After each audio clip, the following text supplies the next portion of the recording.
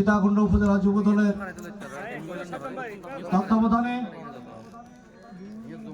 শীতার্তদের মাঝে কম্বল বিতরণ অনুষ্ঠানের সহযোদ্ধা সভাপতি ফজলুল করিম চৌধুরী, উপস্থিত আজকের সভার প্রধান অতিথি বাংলাদেশ জাতীয়তাবাদী দল সীতাকুণ্ড উপজেলা শাখার বিপ্লবী আহ্বায়ক শ্রদ্ধাভাজন ডাক্তার কমল কদর, উপস্থিত আজকের সবার বিশেষ অতিথি শিক্ষক সমিতি চট্টগ্রাম উত্তর জেলা শাখার বিপ্লবী সদস্য সচিব আমার সহযোদ্ধা বন্ধুবর মাস্টার মোবারক আলী সহ উপস্থিত বাংলাদেশ জাতীয়তাবাদী যুবদল ১ নং সৈয়দপুর থেকে ১০ নং সলিমপুরের আওতাধীন সকল নেতৃবৃন্দ, উপস্থিত আমার মা বোনেরা, উপস্থিত আমার পিতৃ সমতুল্য মুরব্বীবৃন্দরা, সকলকে জানাচ্ছি জাতীয়তাবাদী যুবদল সীতাকুণ্ড উপজেলা কমিটির পক্ষ থেকে সংগ্রামী সালাম ও শুভেচ্ছা।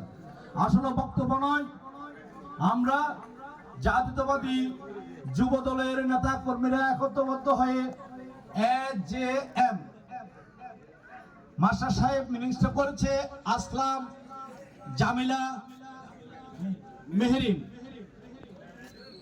এই ফাউন্ডেশন থেকে আমরা কম্বলগুলো বিতরণ করছি।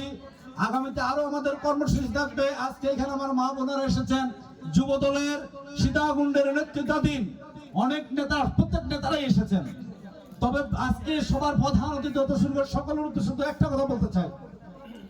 আজকে বাংলাদেশ জাতীয়তাবাদী দলের সাবেক যুগ্ম মহাসচিব আসলাম চৌধুরী এফসিএ মহোদয়ের বিরুদ্ধে, তার পরিবারের বিরুদ্ধে বিশাল এক ষড়যন্ত্র চলছে।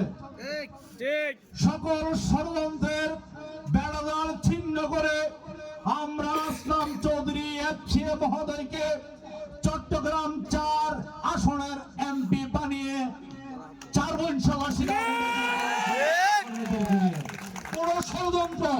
কোন ষড়যন্ত্র কাজ হবে না।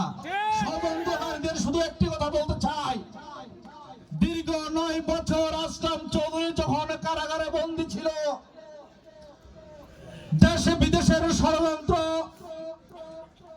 আওয়ামী লীগের ষড়যন্ত্র, সকল ষড়যন্ত্র ছিন্ন করে আসলাম চৌধুরীকে কারাগারে রাখতে পারে না।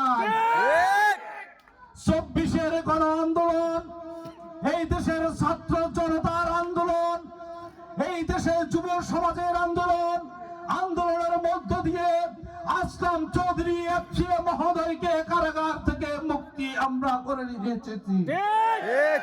মুক্তি যেদিন পেয়েছিল, ঘুরে বৃষ্টি ছিল, সেদিন সীতাকুণ্ডের প্রত্যন্ত অঞ্চলের হাজার হাজার লক্ষ লক্ষ মানুষ রাজপথে উঠে আসলাম চৌধুরীকে অভিবাদন জানিয়ে প্রমাণ করছিল চট্টলার মাটি আসলাম চৌধুরীর ঘাটি, চট্টলার মাটি আসলাম চৌধুরীর ঘাটি।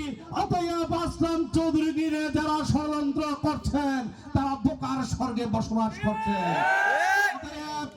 আসলাম চৌধুরী শুধু আসলাম চৌধুরী নয়, আসলাম চৌধুরী এমন একটি ব্যক্তি, উনি একটি বাংলাদেশের সম্পদ।